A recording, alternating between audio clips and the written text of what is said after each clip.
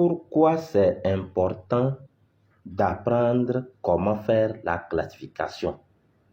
Cette vidéo est aussi bonne pour les enfants que pour les adultes qui ne savent pas faire les calculs écrits.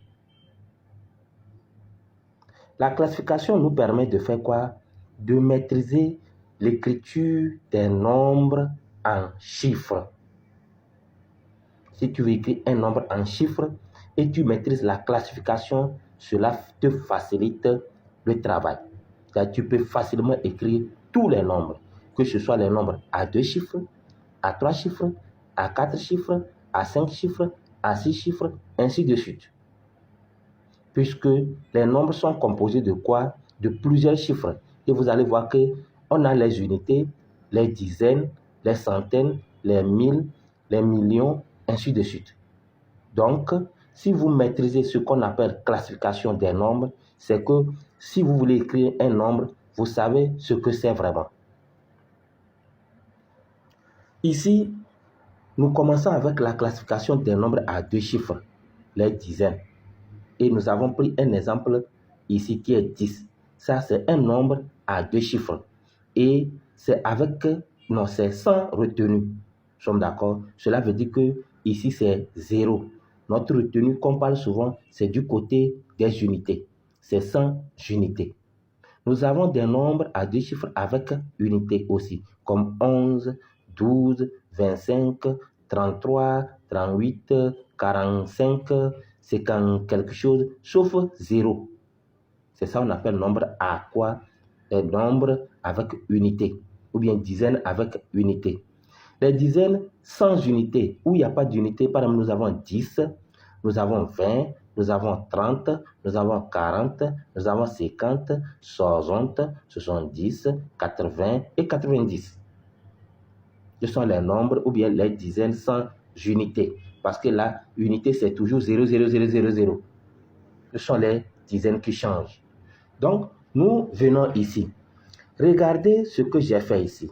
Je vais expliquer juste pourquoi nous avons 0 et pourquoi on a 1. Parce qu'on peut demander à quelqu'un de classer, il suffit de savoir que ça là c'est unité et la personne met 0.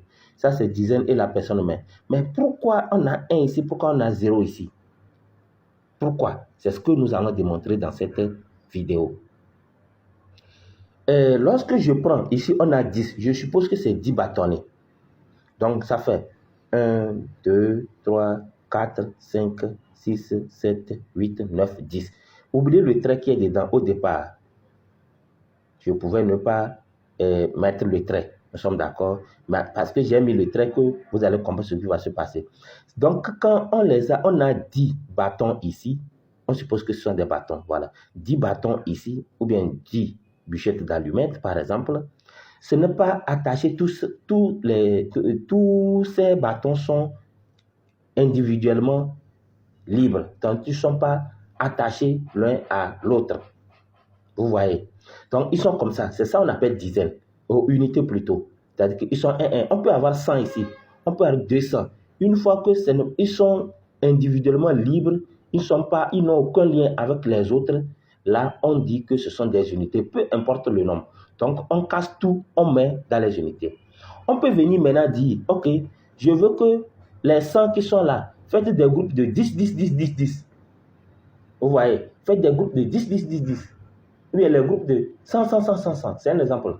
Vous voyez? Là, les groupes, on suppose qu'ils sont soudés. C'est ce qui va se passer au niveau de la classification. Donc, ici, nous avons 10. Mais, vous savez, en matière de classification, c'est 10 qu'on attache. Quand vous comptez quelque chose, ça atteint 10, il faut rassembler ça. Nous sommes d'accord? On n'attache que 10. Donc, ici, pour pouvoir avoir, parce qu'on dit dizaine, c'est qu'il y a 10 dedans. Dizaine signifie qu'il y a 10 dedans. Nous sommes d'accord? Maintenant, c'est le nombre de 10 qu'on compte après pour dire que c'est un tel nombre de dizaines. Ici, maintenant, lorsqu'on attache, alors on fait quoi? Ça devient 10. Dans quoi? Dans ce qu'on a attaché. Et ça doit quitter là-bas maintenant et aller dans la colonne des dizaines.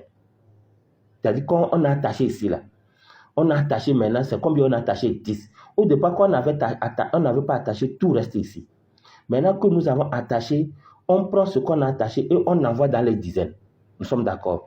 Et maintenant, vous allez constater qu'il va rester quoi? Rien, parce qu'il y avait 0 même. Donc, rien en calcul ou en mathématiques représenté par 0. Maintenant, ce qu'on a déplacé ici, là, c'est combien de 10 on a attaché pour envoyer. C'est un seul 10. Ce n'est pas ce qu'il y a dedans qu'on compte.